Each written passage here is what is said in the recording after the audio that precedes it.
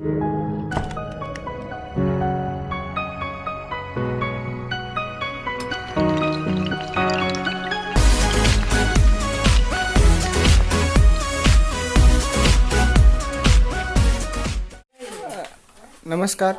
विश्वा कम्प्युटर टेक्नॉलॉजीमध्ये आप सर्वांचं स्वागत आहे.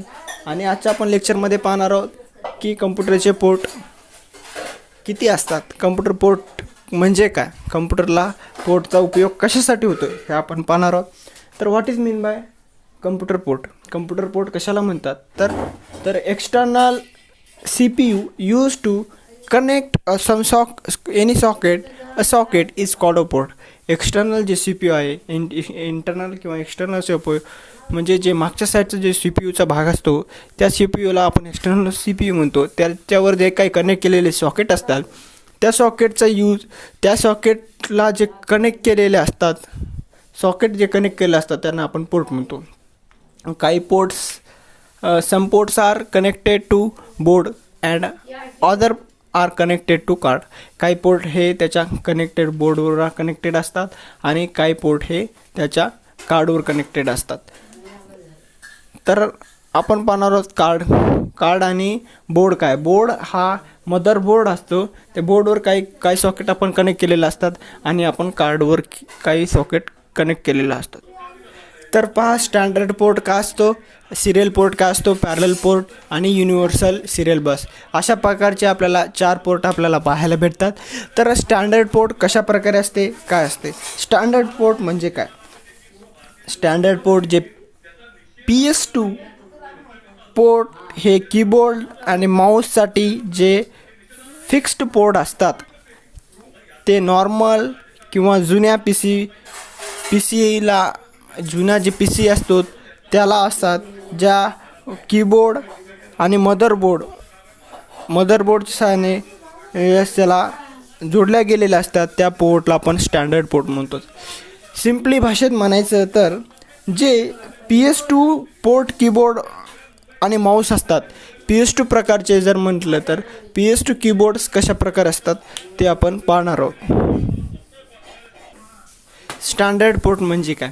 स्टँडर्ड पोर्ट हे बघा, स्टँडर्ड पोर्टमध्ये PS2 जे पोर्ट असतात, जे मदरबोर्डवर PS2 पोर्ट एक्सटर्नल पोर्टला आपण दिले गेलेला असतो, तिथे दिले गेलेले असते. हे फिगर्समध्ये पहा की आपल्याला PS2 पोर्ट अशा प्रकारे असतो.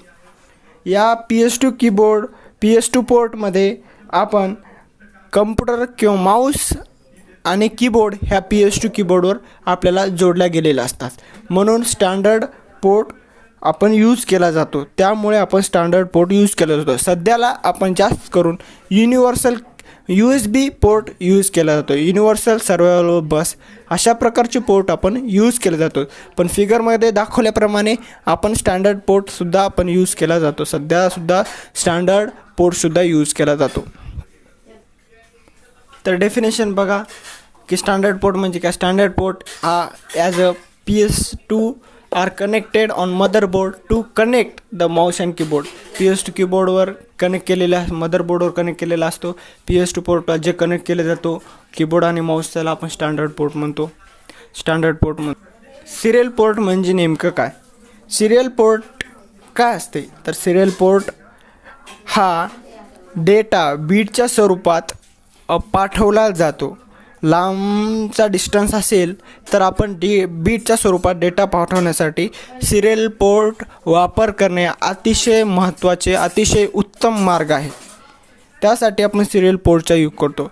सिरियल पोर्टमध्ये काय असतं? सिरियल पोर्टचा उपयोग कोणते डिव्हाइस वापरले जातात?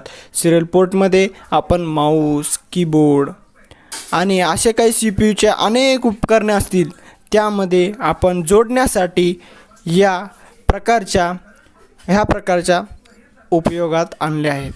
म्हणून सिरियल पोर्ट आपण डेटा बिट्स पाठवण्यासाठी यूज केला जातो.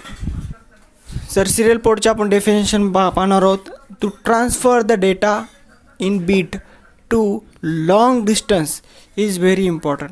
लॉंग डिस्टन्ससाठी आपण शक्यतो जे सिरियल पोर्ट असतात ते डेटा बीटच्या स्वरूपात पण कुठे लॉंग डिस्टन्समध्ये डेटा पाठवायचा असेल तर सिरियल पोर्टचा यूज करतात. जसे की आपण माऊस, कीबोर्ड किंवा any others of devices of C P U in the use आपण त्यामध्ये यूज करू शकतो. तर आपण फिगर पाहणार आहोत. तर आपण सिरियल पोर्टचे जे फिगर पाहणार आहोत. हे बघा सिरियल पोर्ट. ह्या सिरियल पोर्टमध्ये आपल्याला अशा प्रकारचा सिरियल पोर्ट असतो.